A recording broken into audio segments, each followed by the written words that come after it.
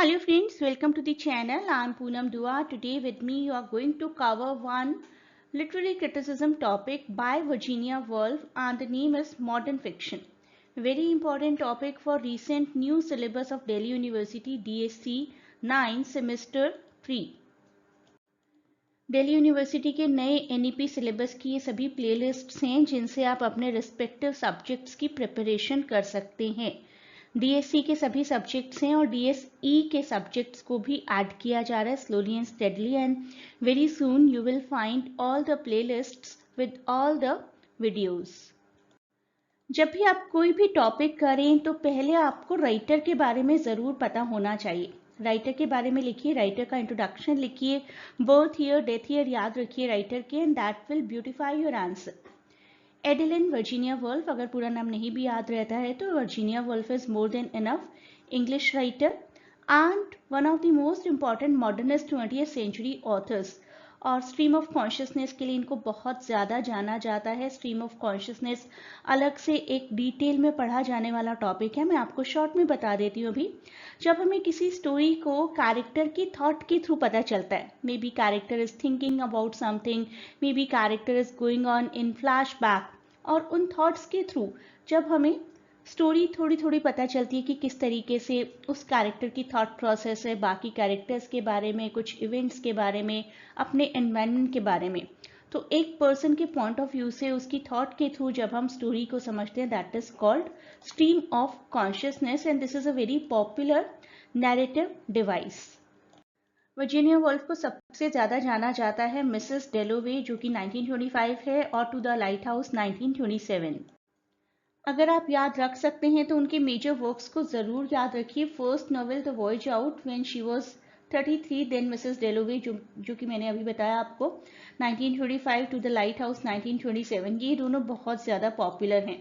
Orlando biography 1928 and the waves 1931, ये सब कुछ आप याद रख सकते हैं तो ज़रूर याद रखिए। अदरवाइज प्रोमिनेंट वर्क्स मिसेस डेलोवे और टू द लाइट हाउस जो कि बहुत ज़्यादा पॉपुलर हैं, इनके ईयर्स को आप याद ज़रूर रखिए।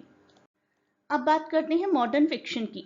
मॉडर्न फिक्शन एक ऐसे है by Virginia Woolf, collection of essays published in 1919 as modern novels. पहले इसको नाम दिया गया था मॉडर्न नॉवेल्स और बाद में रिवाइज किया गया नाम को मॉडर्न फिक्शन। क्रिटिसिज्म है इसमें राइटर्स के बारे में और लिटरेचर के बारे में, प्रीवियस जनरेशन किस तरीके से लिखा करती थी उसको वर्जीनिया वुल्फ ने अपने एनालिसिस, अपने पॉइंट ऑफ व्यू के हिसाब से समझाया है। वुल्फ ने एक्सप्लेन किया है कि मॉडर्न फिक्शन है क्या, मॉडर्न टाइम में फिक्शन का क्या मतलब है, क्या रेलेवेंस है। कुछ पॉइंट्स के थ्रू हम समझेंगे। She believes that a writer should write what inspires them rather than following any particular method. जिस राइटर को जो अच्छा लगता है, जो भी उनके लिए इंस्पिरेशन सोर्स है, उनके हिसाब से लिखना चाहिए और किसी पर्टिकुलर मेथड को, किसी रिचुअल को, किसी ट्रेडिशन को फॉलो करने की ज़रूरत नहीं है। She believed that writers are restricted by the publishing industry, what society expects literature to look like and how society has dictated how literature should be produced. कई बार हमें सोसाइटल ट्रेंड्स के हिसाब से, पब्लिशिंग हाउसेस के हिसाब से, public demand के हिसाब से लिखना पड़ता है, लेकिन वर्जीनिया वुल्फ के हिसाब से ऐसा नहीं होना चाहिए। She believes that a writer's role is to write about intricacies of life, the unknowns, rather than the trivialities. छोटी छोटी चीज़ें ऐसी जिनको कि पब्लिक लाइक करती है, ज़रूरी नहीं है कि उन्हीं के बारे में लिखा जाए। कुछ और चीज़ें जो थोड़ी सी कॉम्प्लिकेटेड हैं उनके बारे में भी लिखा जा सकता है, जो भी राइटर की चॉइस है। राइटर को अपने मूड, अपनी फीलिंग, अपने एक्सपीरियंस, अपनी चॉइस के हिसाब से लिखना चाहिए। कुछ राइटर्स को वर्जीनिया वुल्फ ने मटीरियलिस्ट बोला, जैसे कि एच.जी. वेल्स, ऑर्नेल बेनेट और जॉन गेल्सवर्दी। तो अगर आपको कहीं पर शॉर्ट क्वेश्चन में भी आप किसी कॉम्पिटिटिव एग्जाम की प्रिपरेशन कर रहे हैं तो this can be really good question, which 3 writers were criticised by Virginia Woolf and she called them materialists. Answer रहेगा आपका H G. Wells, Arnold Bennett and John Galsworthy. H.G. Wells, जिन्हें की father of science fiction भी बोला जाता है, Arnold Bennett अपने time के बहुत पॉपुलर एपिस्टलरी और पिकरेस्क राइटर थे। एपिस्टलरी जो कि लेटर फॉर्म में लिखी जाती है, नॉवेल्स पिकरेस्क जो कि अबाउट सम रॉक पर्सनालिटी जो धीरे धीरे टाइम के साथ इम्प्रूव होते चले जाते हैं, ऐसे कैरेक्टर्स और हिस्टोरिकल नॉवेल्स के लिए पॉपुलर थे। और जॉन गेल्सवर्दी को हम कह सकते हैं कि अपने टाइम के एक ऐसे राइटर जिस तरीके के आजकल टीवी सीरियल्स बनाए जाते हैं उस तरीके की चीज़ें बहुत ज़्यादा लिखा करते थे, और इनकी ट्रिलॉजी ऑफ नॉवेल्स बहुत पॉपुलर हैं, जैसे कि फॉसेट सागा और दो और trilogies, modern comedy and end of chapter. John Galsworthy domestic novels के लिए बहुत ज़्यादा पॉपुलर थे। तो इन तीन राइटर्स को तो वर्जीनिया वुल्फ ने क्रिटिसाइज किया इन ए नेगेटिव वे, लेकिन कुछ ऐसे भी राइटर्स थे जिनको उन्होंने स्पिरिचुअलिस्ट्स की कैटेगरी में रखा था, और उन्हीं में से एक थे जेम्स जॉयस, जो कि वर्जीनिया वुल्फ की तरह ही stream of consciousness point of view से लिखा करते थे। इनके बारे में वर्जीनिया वुल्फ कहती हैं कि ही rights what interests and moves him. जो कुछ भी इनको पसंद है ना वो लिखते हैं, not according to the public demand.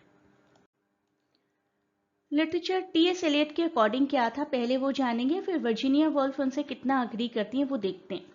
T.S.. Eliot के अकॉर्डिंग लिटरेचर सिर्फ एक प्रोसेस है जो कि हमारे प्रेजेंट को डिजाइन करता है। दिस इज वाई लिटरेचर सिर्फ इम्प्रूव नहीं करता बल्कि चेंज होता रहता है हमेशा। लिटरेचर किसी इम्प्रूवमेंट का नाम नहीं है। हर बार हर एरा में अलग अलग तरीके का लिटरेचर पॉपुलर हो सकता है, अलग अलग तरीके के राइटर्स, अलग अलग तरीके के रीडर्स हो सकते हैं।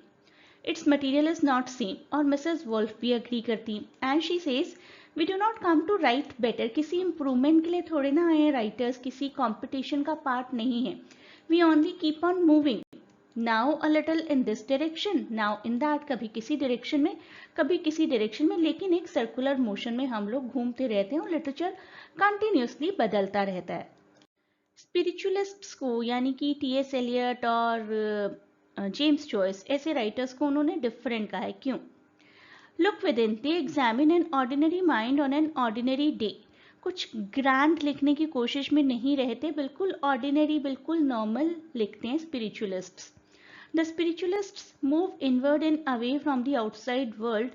They attempt to expand upon the character's interiority. एक कैरेक्टर को जानने की कोशिश करते हैं बिल्कुल डीपली।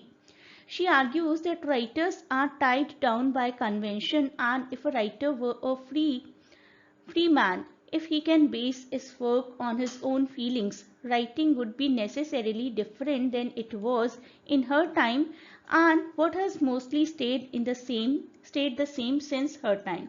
तो वो कहती हैं कि राइटर्स अगर वर्क को अपनी फीलिंग्स पर बेस करने की कोशिश करेंगे, right, rather than just following the societal conventions, तो लिटरेचर में हमेशा एक चेंज आता रहेगा और लिटरेचर कभी भी एक जैसा नहीं रहेगा। उनके टाइम का लिटरेचर, उनसे पहले का लिटरेचर, उनके बाद का लिटरेचर, सारे लिटरेचर एक दूसरे से अलग इसलिए होते हैं क्योंकि राइटर्स अपनी फीलिंग्स को, अपनी गट फीलिंग को, अपने इनर एक्सपीरियंस को फॉलो करते हैं। तो राइटर्स जब अपने दिल की सुनकर लिखते हैं तो हमेशा एक अच्छा और नॉर्मल, जो कि कॉमन मैन को समझ में आएगा, ऐसा लिटरेचर प्रोड्यूस होता है। अब एक बार सम अप करते हैं वो क्या कहना चाहती हैं। दिस ऐसे basically focuses on how writer should write, या वर्जीनिया वुल्फ एटलीस्ट राइटर से क्या एक्सपेक्ट करती हैं। और वो कहती हैं कि कोई एक तरीका नहीं है लिखने का। हम ये नहीं कह सकते कि दिस मेथड इज राइट और दैट इज रॉन्ग, और दैट इज राइट और this is wrong. No, nothing like that, no rule. Writer को जो चीज़ प्रोवोक करती है लिखने के लिए, जिसमें भी इंटरेस्ट है राइटर को, that they should choose to write. And she says any method is right, हर तरीका सही है, क्योंकि तरीका ऐसा होना चाहिए जो कि एक्सप्रेशंस को ठीक से दिखा पाए। Expresses what we wish to express, writer क्या कहना चाहता है अगर वो बात अपनी रीडर्स तक पहुंचा पाए, वो मेथड सही है। So she says if we are writers that brings us closer to the novelist, that is a good writing. तो अगर एक राइटर खुद से पहचान करवा पाता है अपने रीडर्स की, अपने क्लोज लेकर आ पाता है अपने रीडर्स को, that method is always right. तो रीडर्स से अगर राइटर कनेक्ट हो जाए, they can be nothing better than that.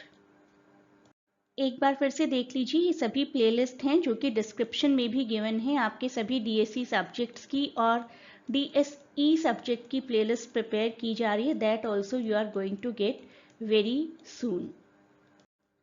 Please do not forget to share and subscribe the channel and like and comment on this video. Thanks for watching and a great good luck for your upcoming examination.